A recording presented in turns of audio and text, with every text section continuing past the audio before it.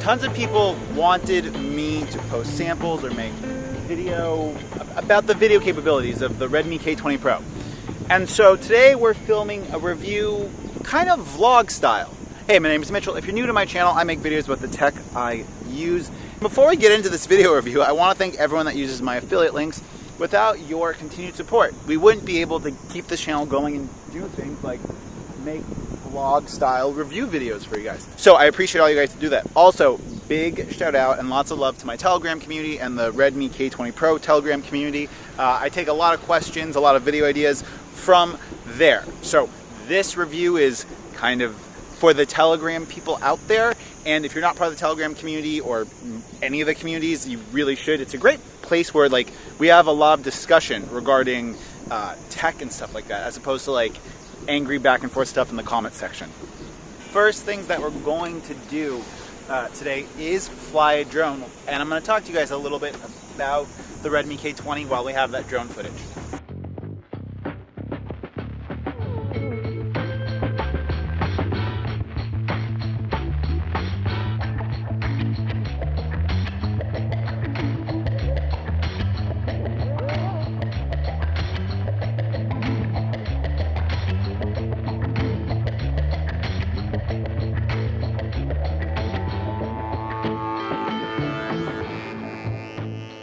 I'm actually filming this on my Pocophone F1 with the external mic, also at 4K 60 frames a second in the H.265 high efficiency video codec. So if you guys want to let me know what camera you think is better in the description just based off this, go ahead. I am going to be uploading this video at 4K 30 frames a second. I'm not, and anything that I shoot, I will use some 50% slow motion so you guys can get a better grasp of what the actual still frames look like on the Redmi K20 Pro. But one of the first things that I wanted to talk about, and one of the reasons why I'm flying my drone right now, is because the sensor in the drone is very comparable in size to that of what we have on cell phones. The big difference between the hardware for a drone or another camera that uses a cell phone size sensor is the processing that goes into it. So you guys can see that there is a lot that's important with the software side of video recording, and there's even ways to make devices have better video recording features with software updates later down the road.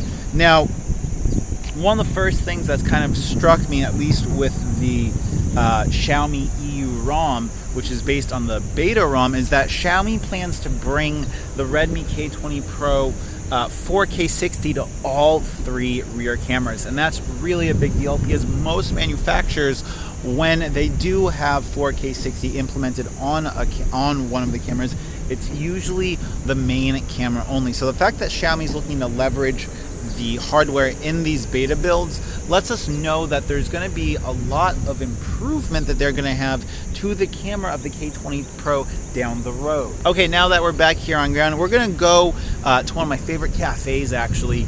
It's got these motorcycles on display. It's a little bit darker of a cafe, and we're going to test how this video looks under lower light.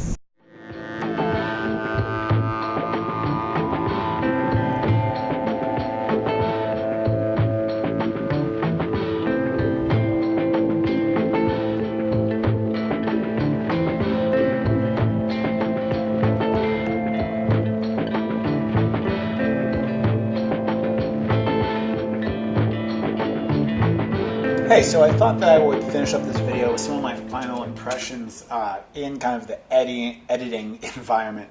I'm looking over a lot of the sample footage I have shot with the Redmi K20 Pro, both in 4K 60 and 4K 30 with EIS, without EIS. I want to make a couple of things clear, and that is that there will be different levels of electronic image stabilization that the device can do. What I mean by this is that because it is electronic image stabilization, the device might be really good at filtering out some types of movement while really bad at filtering out other types of movement. And that's something that I kind of immediately noticed that in 4K 60, a lot of the movement, the K20 Pro isn't great at filtering out that kind of movement necessarily. On the good side, this is something that can be improved upon with software. And it's something that software can make a big difference in, and that's one of the reasons I kind of talked about the importance of software and the importance of like image processing in regards to drones, because at least the more portable drones up until recently all use that smaller sensor that's pretty close in size to what we have on cell phones. But because of the image processing, companies like DJI are able to get us super flat, uncontrasty images that we can then edit later in post. Now, one of the things I'm really happy about seeing all of this footage straight out of camera is the colors are really, really nice. There's a nice balance in regards to kind of contrasty and saturation, and even indoors when we were in kind of the shadows and it wasn't direct sunlight, the colors have a lot of punch.